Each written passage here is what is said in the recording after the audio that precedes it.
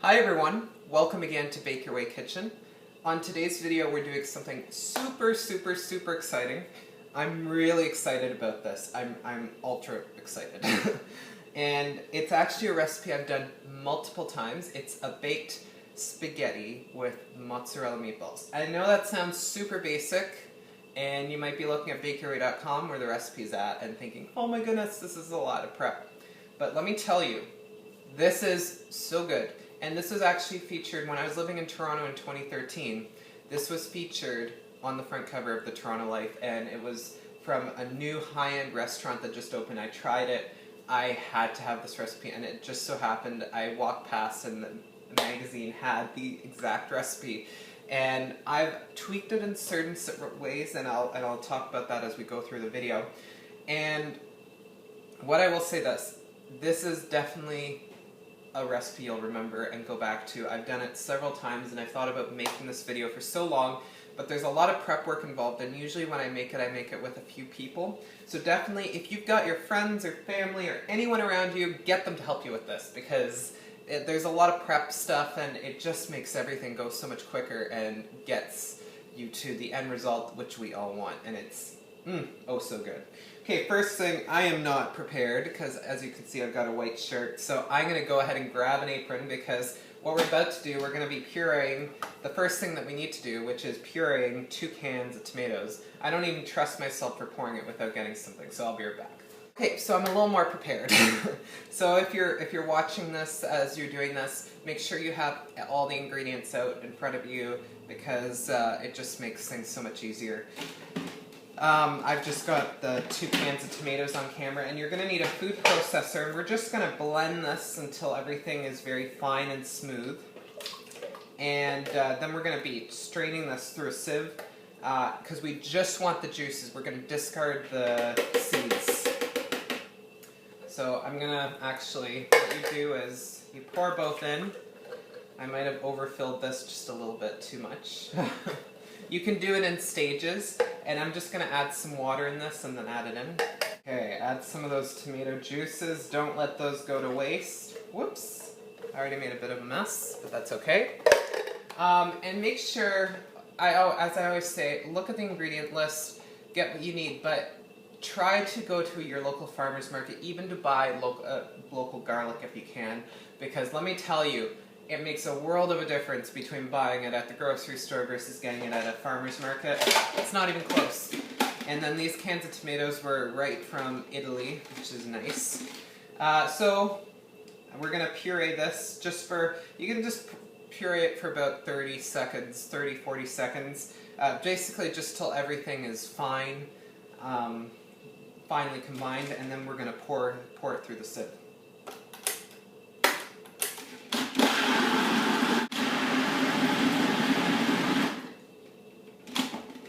Alrighty, there we go. It doesn't need much time at all. If you're doing it the old-fashioned way, you could squeeze the tomato juices through. That's a whole other messy process, so I really hope that you at least have a food processor or something to work with for this. So this is the part that does take a bit of patience.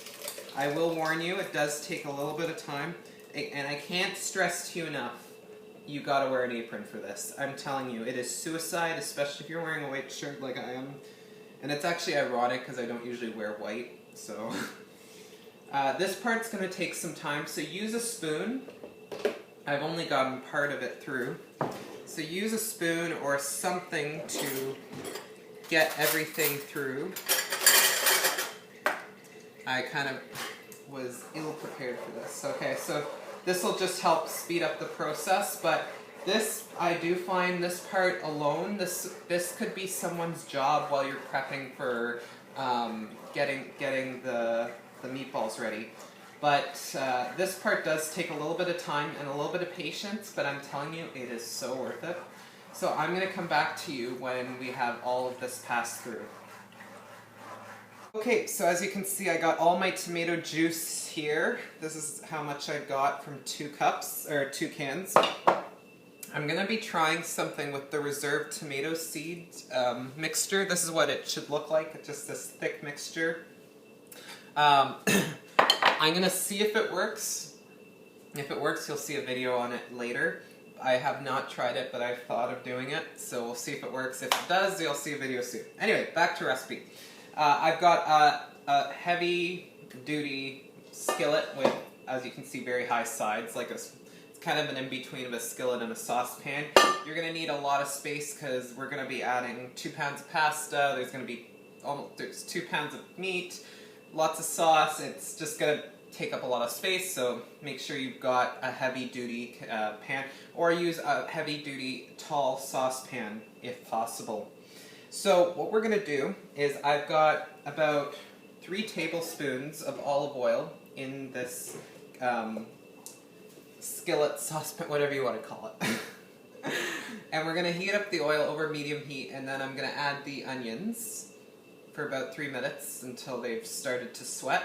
And then we're going to add the garlic and some seasonings, and I'll show you that over by the stove. Okay, so I've had the onions cooking for about 4 minutes, and I added a bit of salt, like maybe a 1/4 teaspoon of salt in here. And that basically is to help the onions really sweat out a bit, really get those flavors to come alive. So now I'm going to add in, this is 4 cloves of garlic. And this is actually fresh. I just got it yesterday from the farmer's market, and it smells so good. So I've added that in, and we're going to cook this for an additional minute. And then we're going to add in our seasonings and some parsley and basil and our tomato sauce and tomato paste, and then our sauce is going to cook for a little bit. Alrighty, so we're going to add in our spices. I've got some crushed chili peppers, 2 bay leaves, a little bit of onion powder. So we're going to mix that in. As well, we're going to add in our tomato juice that we pureed through carefully. That's a little quieter. And then we'll add in our tomato paste once this is heated up a bit more. We also are going to add in 1 cup of water. So here's our cup of water. And then I've got 1/2 teaspoon of salt and 1/2 teaspoon of pepper. And so once this, we're going to let this come up to a boil. Once it comes up to a boil, I'm going to add in 1 can of tomato paste. I add the tomato paste later because it really only activates when you've heated it up through, or when the temperature heats up. So I'm gonna let this come to a boil. That'll take a few minutes, but in the meantime, we can prepare the meatballs. Here we got some fresh parsley and fresh basil, just got in yesterday from the market. Smells amazing. So it's about 1/2 cup of each. 1/2 cup parsley, 1/2 cup basil, but you could do a little bit of each, one or the other. It's really up to you. I like to have a little bit of both. I think if the parsley's in good shape, parsley can be fantastic in a tomato sauce, and so can basil. First thing you want to do now that we're working on the meatballs is 2 things. 1, preheat your oven to 350 degrees Fahrenheit, 180 degrees Celsius. Put it in the center rack. I'm just going to do that right now.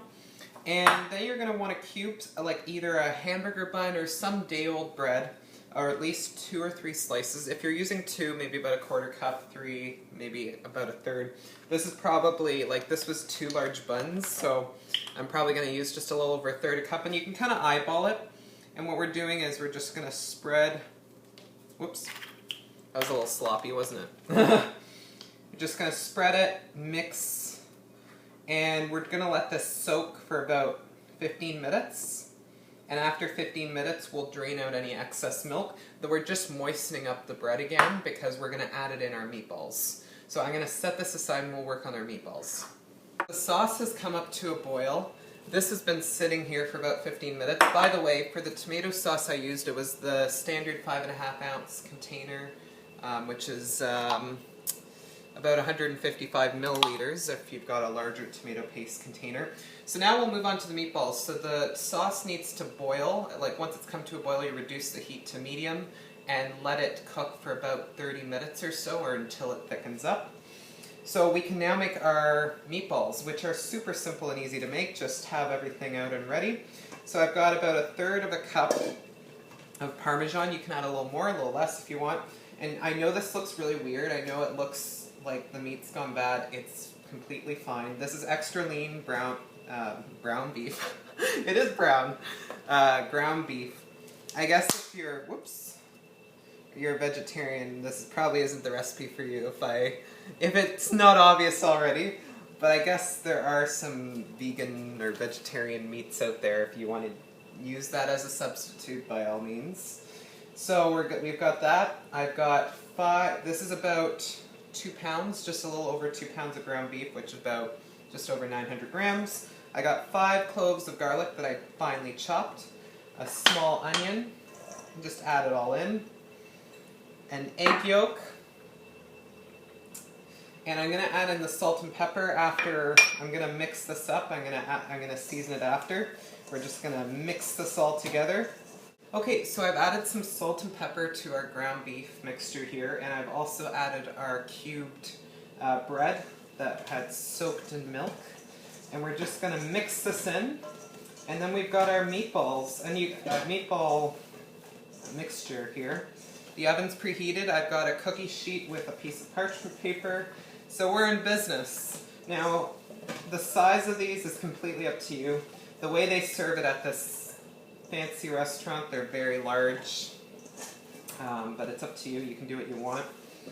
There we go. It's pretty much all mixed in.